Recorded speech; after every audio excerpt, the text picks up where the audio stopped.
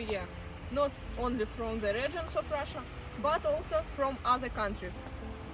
Why? The city is amazing with attractions. Now we are near one of them. This is the legendary Хитровка, Хитровская Square, sung by Vladimir Gilirovsky in the book Moscow and Moscow Vice.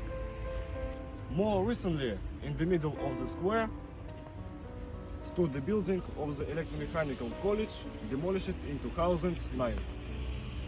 Previously there was Hitrovke market here. The history of this market began in the 20s of the 19th century.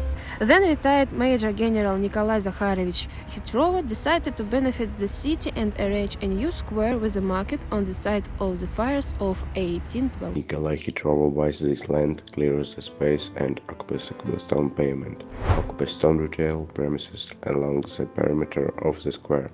And now, if you look closely at house 12 along Podkolokona lane, then follow the traces of the line of rectangular shopping windows, gas lamps, drain sheds were installed. The market was opened but Nikolai Zakharovich himself was dying. His children are not up to the market. The market operated, but until the second half of the 9th century it did not begin to develop as a retail space in Moscow.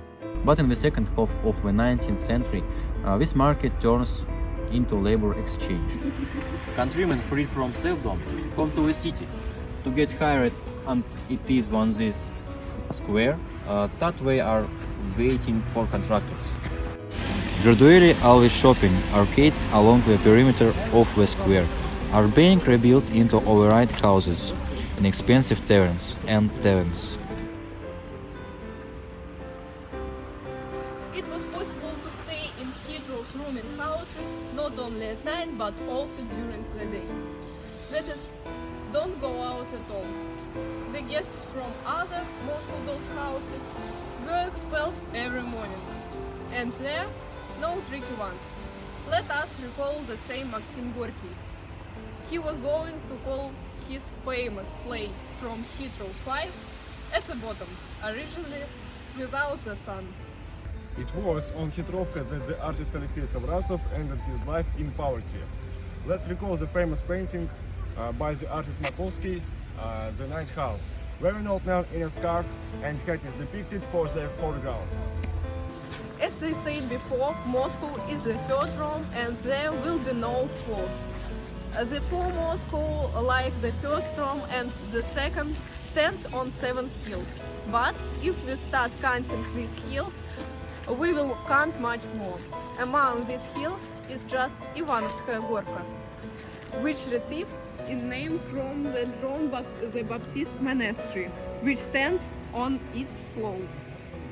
From Solyanka Street, laid along the bottom of the hill, lanes climb up to Moroseyka and Pokrovka streets. Once a river flowed down the slope of Ivановsky hill. It was called Rachka and its source was near a fieldy puddle, and now it is a Чистые пруды. Its channel ran along Kolpachная and Kopaevskaya lanes. It's flowed into the Moscow River. By the way, in the 40s of 18th century, the river washed away the Trinity Bell Tower and the Pokrovsky Gate, which is not for nothing called the Trinity Church on Var.